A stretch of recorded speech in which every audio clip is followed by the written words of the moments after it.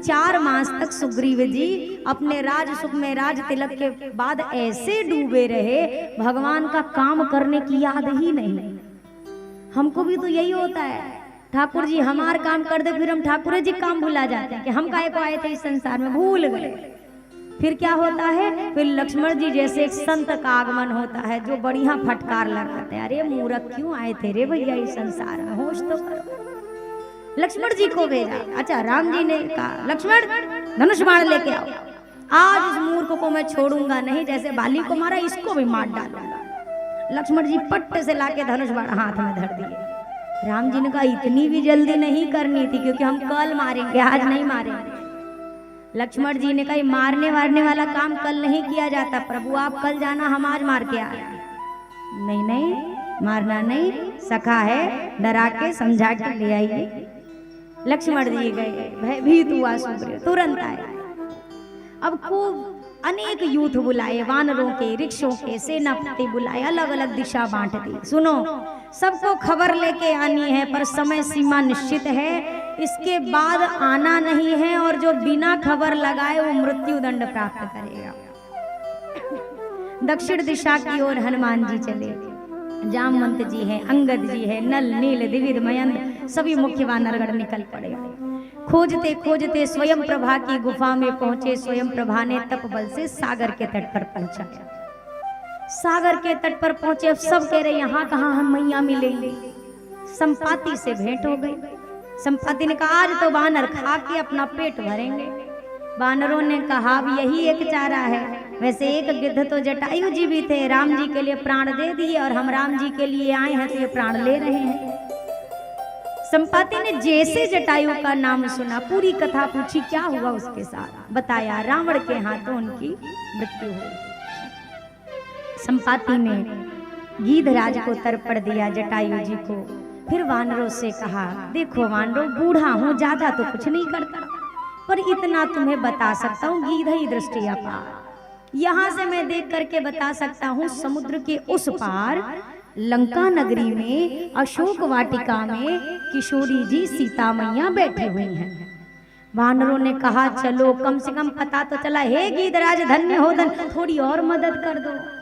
गीधराज ने कहा बस इतना ही था, एकरे आगे कुछ नहीं कर सकते, बूढ़ भयऊ न तक करते हूँ कछुक सहाय, बूढ़े शरीर से और कुछ नहीं कर सकता, पर इतना जान लो आप में से जो भी वानर एक छलांग में इस 100 योजन के समुद्र को लांघेगा वही सीता जी का पता लगाएगा। मैं ये बात की पुष्टि करता हूँ। सब संपाति जी चले गए। अब जितने वानर हैं सब एक दूसरे को देख रहे हैं, सोच रहे हैं ई जाए 1200 किलोमीटर पार। वो कह रहा हम कहाँ से जाएंगे, तुम ही चले जाओ। तो एक वानर ने कहा कि देखो 20 योजन चले जाएंगे, एकरे ज्यादा हिम्मत नहीं है इससे ज्यादा। दूसरे ने कहा 40 तक तो हम भी चले जाएंगे। तीसरे ने कहा तुम तो 40, हम तो 60 चले रहे 60। जामवंत जी ने कहा तो बढ़िया है, 40 का मामला बाकी है, 60 तो पूरा हो गया। आकर के बढ़िया थपथपाई 60 वाले की पीठ, और कोई है इसके आगे जाने वाला शेर बहादुर। अब कोई एक वानर खड़ा हुआ, महाराज हम 80 योजन जाएंगे। जामवंत जी ने कहा बहुत सुंदर, खाली 20 योजन बचा है, एक जोर लगाओ 20 योजन पार, 100 पूरा। एक वानर ने कहा महाराज 80 नहीं 90 योजन जाऊंगा। जामवंत जी ने कहा बहुत सुंदर, अब तो 10 ही बाकी है केवल, कौन जाएगा इसके आगे। इसके आगे किसी ने सांस ना ली, चुप हो बैठे साहब। जामवंत जी ने कहा कोई 100 योजन वाला है क्या, कोई नहीं बोल रहा। जामवंत जी महाराज ने कहा अरे धिक्कार है तुम्हारी युवावस्था को, तुम जवान हो, तुम युवा हो। मैं युवावस्था में था, 2 दंड के भीतर मैंने प्रभु की परिक्रमा लगा दी थी, विराट स्वरूप की 7 परिक्रमा, और तुम लोग यहाँ पर खड़े हो, तुमसे समुद्र नहीं पार हो रहा है। जैसे युवानी को ललकारा तो अंगद जी खड़े हुए। अंगद जी ने कहा जामवंत जी, अंगद कह जाऊं मैं पारा, मैं पार जाऊंगा। अंगद जी ने जब बोला सबने कहा वाह, काम बन गया जामवंत जी, अंगद जी पार जा रहे।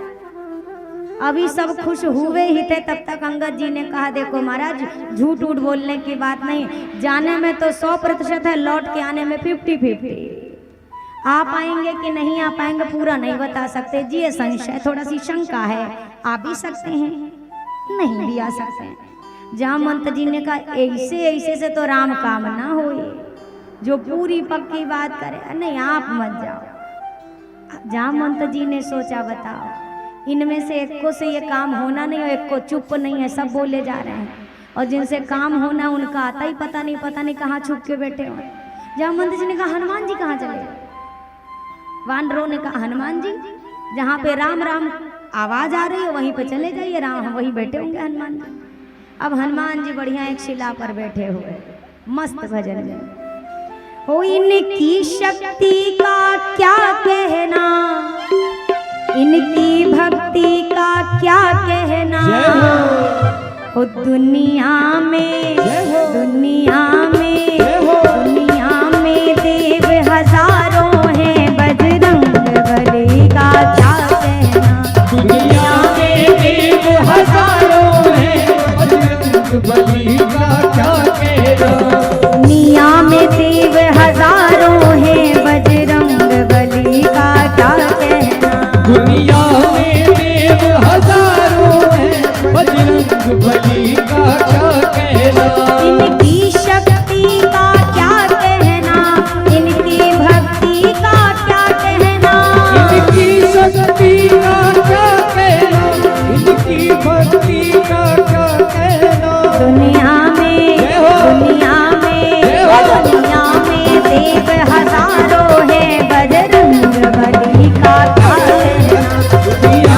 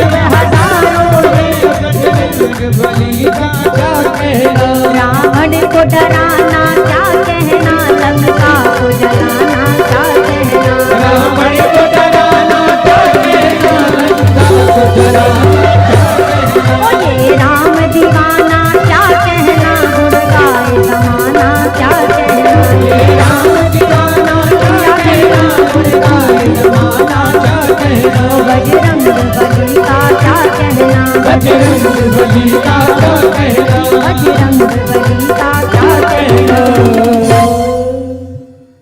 ये राम दीवाना क्या कहना, गुण गाए जमाना क्या कहना। जब अर्जुन पर प्रहार किया कर्ण ने, एक कथा आती है ना, जब भीष्म पितामह ने भी एक बार प्रतिज्ञा करी कि पांडव अब मेरे हाथ से नहीं बचेंगे, चारों ओर हाहाकार मचा। अब सबको एक भरोसा कि रथ पर अर्जुन है, सारथी रूप में भगवान श्री कृष्ण हैं, और सामने योद्धा ने अपने धनुष पर बाण का संधान कर लिया। तो कहा गया चारों ओर पुकार मची, भगवान बचा लो अर्जुन को, हे कृष्ण हे कन्हैया अर्जुन की रक्षा करो, हे प्रभु अर्जुन की रक्षा करो। चारों ओर पुकार मची, भगवान बचा लो अर्जुन को। तब भगवान कृष्ण भी बोल उठे, हनुमान बचा लो अर्जुन को।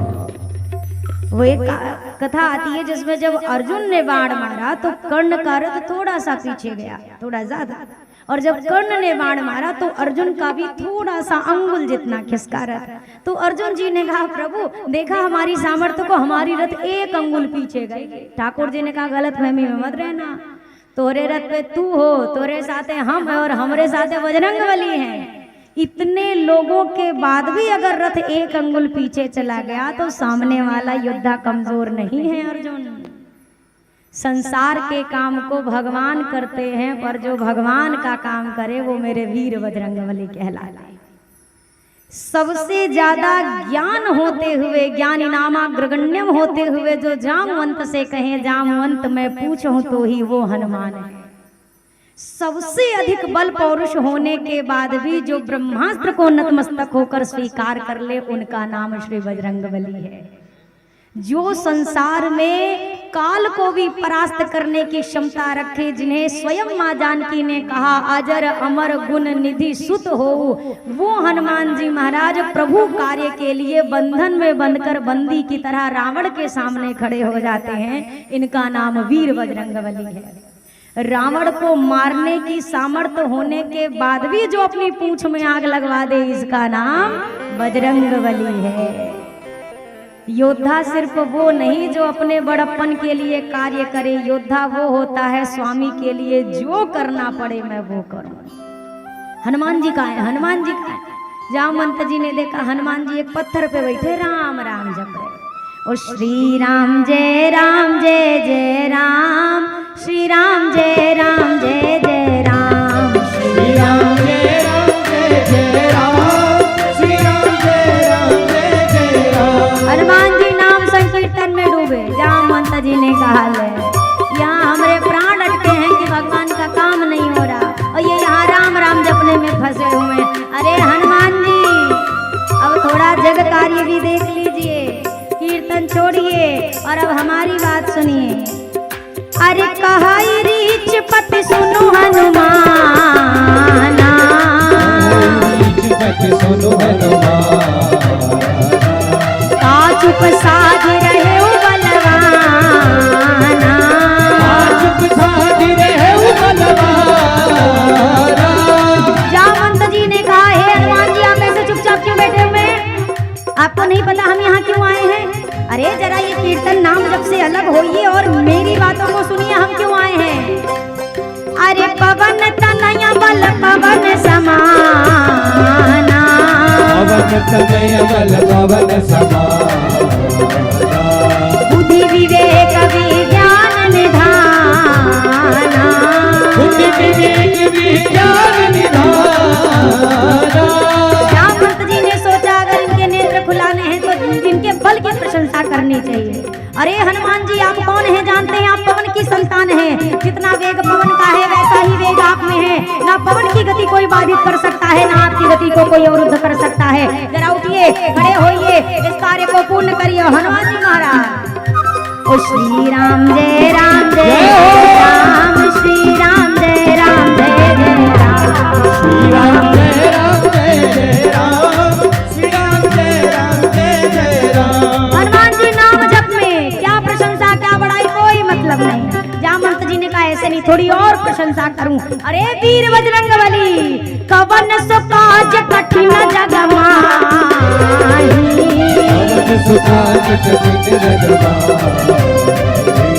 जो नहीं होई तात तुम पाही,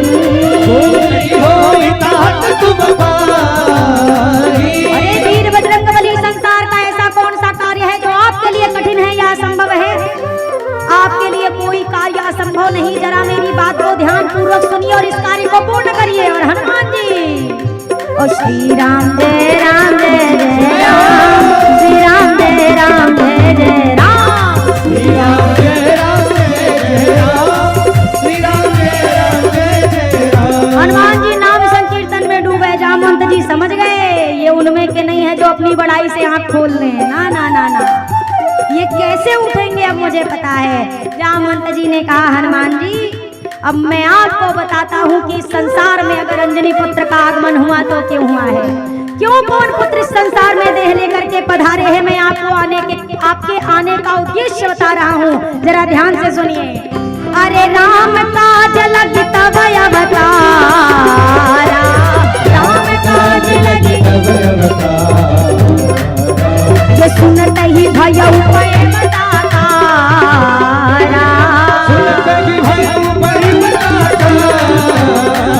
जामवंत जी ने कहा हनुमान जी आपका इस संसार में आगमन सिर्फ और सिर्फ राम जी के काम को करने के लिए हुआ है, इसलिए हनुमान जी धरती पर आए हैं।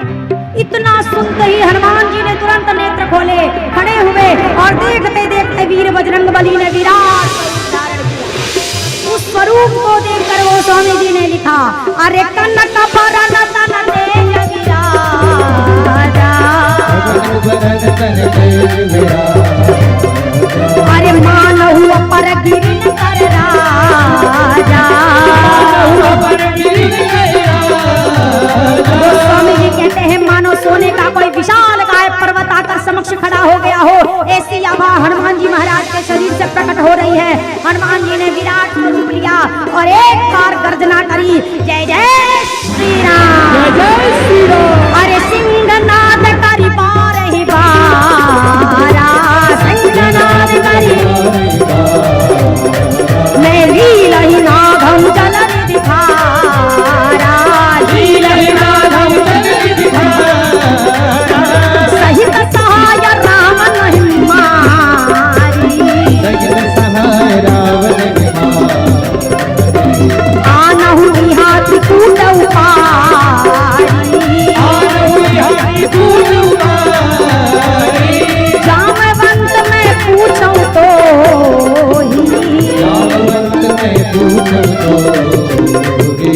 उचित सिखावन दीजिए मोही, उचित सिखावन दीजिए मोही, उचित सिखावन दीजिए मोही। हनुमान जी ने जो आवेश रूप धारण किया, हनुमान जी के गर्जना करने मात्र से समुद्र खलबला उठे।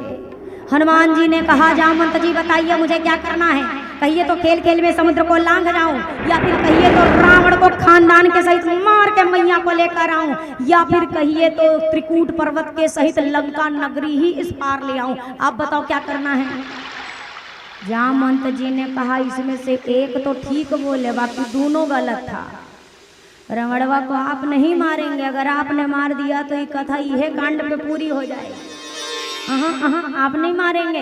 रावण का वध राम जी के हाथों होना है, राम जी आए हैं, राम जी वध करेंगे। तो हनुमान जी ने कहा तो दूसरा गलत नहीं है, सही है, हम ऐसा करते हैं लंका नगरी त्रिकूट पर्वत सहित यहीं पे उखाड़ के ले आते हैं। जामवंत जी ने कहा राक्षस ओह पार हैं तो इतना उपद्रव मचा रहे हैं, इधर आ जाएंगे तो कितना उपद्रव मचाएंगे, वहीं रहने दीजिए, वो भी नहीं करना तो क्या करें। जामवंत जी ने कहा हे बजरंगबली ज्यादा कछु मत करना, इतना करहु तात तुम जाए।